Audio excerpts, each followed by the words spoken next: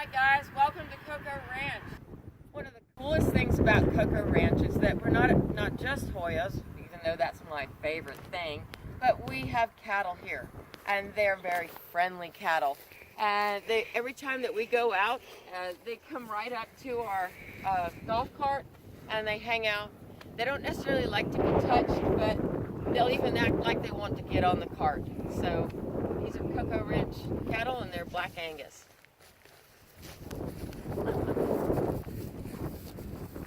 Hi guys, we're still here on KOKO Ranch and talking about the ranch and the Hoya, and we have some really cool new things going on. We have a new greenhouse going up and we have construction going on, so we're going to ride over there and show you the new construction and the site. Tell us what you think about what you see, and like and subscribe our new channel.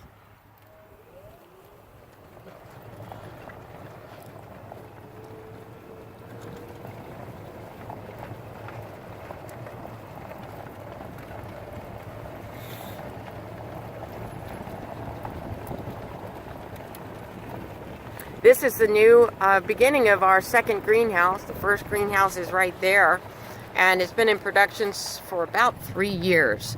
And the second greenhouse is not quite there yet, but we have the shade cloth over the roof, and we do have a construction company that is working on that. We have a construction shed that was designed to hold all of the things that are in the front of the greenhouse, and of course that are over here, that are pots and other things that we use. And we're going to move all of those into this new shed here. It'll have plastic put over top of it, and then it'll have shelving and a back put on it. And tell us what you think about this. The whole idea is to make the place look a lot nicer and cleaner. And this is raised up also and has a drainage system so that it doesn't get wet, which is one of our issues here on KOKO Ranch. We are basically living next to a great big swamp,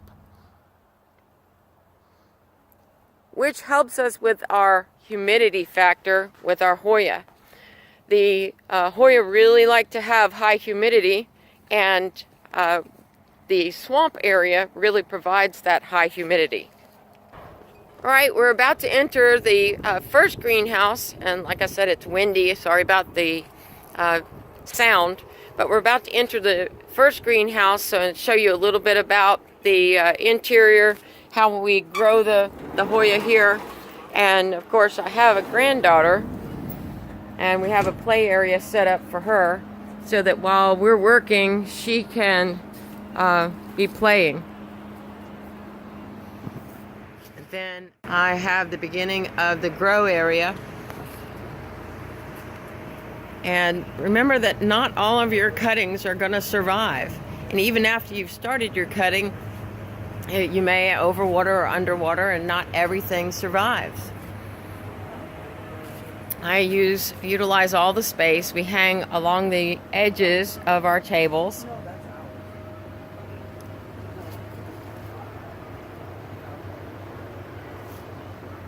We have ABC order.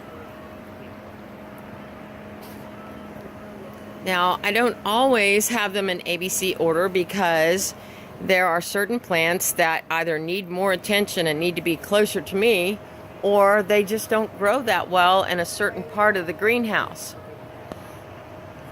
So I move them to where I know that they grow best, or I've seen them grow in that area best. I have cuttings of a Calistophylla, and like I said, not all of them are going to take.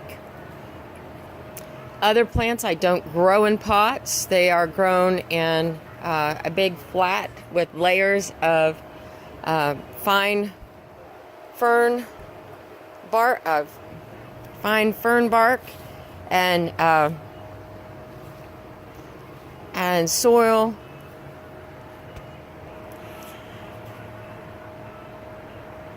I have other plants that I don't grow in a pot, and they're growing in fine orchid bark, soil, and sphagnum moss. And you can probably see that there's not just one kind of plant in there. That's imbricata and Critzii. A lot of times the more difficult plants enjoy being in a pot with another plant. And I have Salata here with a David's Green cup, and then Crystal. So Salata needs a little bit more attention to make sure that it's not getting overwatered.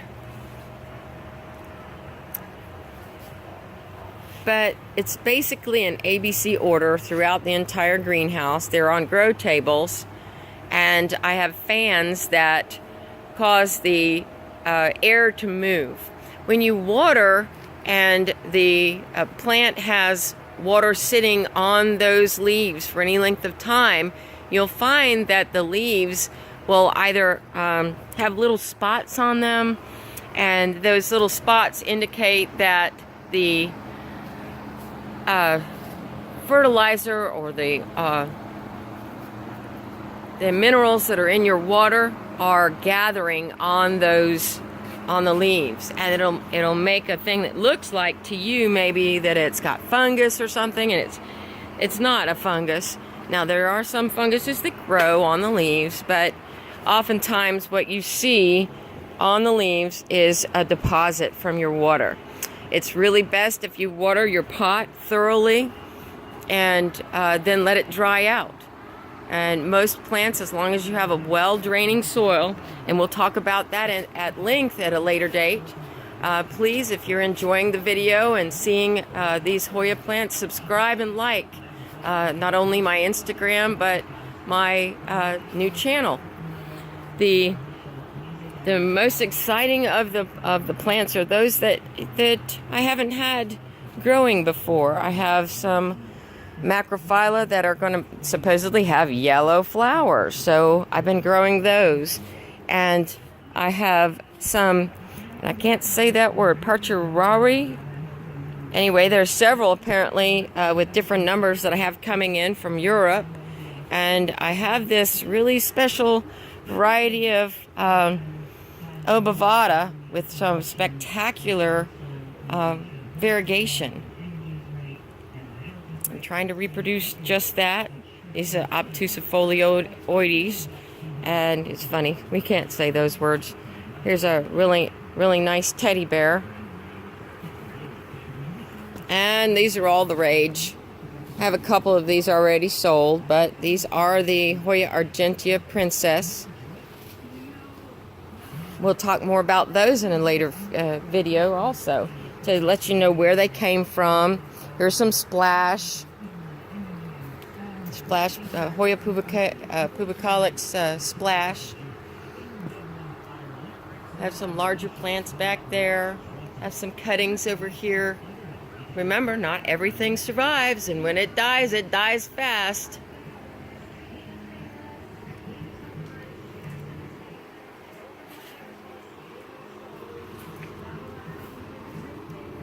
Some have pink on the leaves.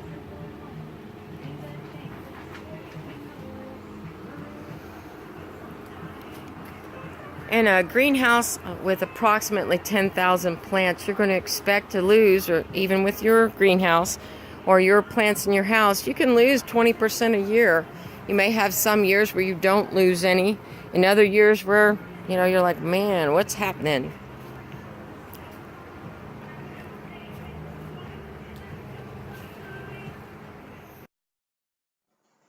Hi Hoya lovers, I just wanted to let you know that the video that we made today might seem choppy. I stop at the end of one part and it's just chop. We're amateurs. We are just beginning our channel, and we will improve with each successive video. There will be more intense and specific content about Hoya, about the soil mixes, about fertilizer, about which Hoyas are easy to grow, which ones are more difficult, what makes them easy, and which ones are more difficult and why. There are many questions I've been asked over the years, and I intend to answer them. So I was asked already, why make a Hoya channel? Why? Well, the reason is there are many people out there that have held very close to the vest how to grow Hoya. And I want the information to be available to everybody, no matter where they are in their growing abilities. I want this information to be available to everyone. Okay, and happy Hoyas. Bye-bye.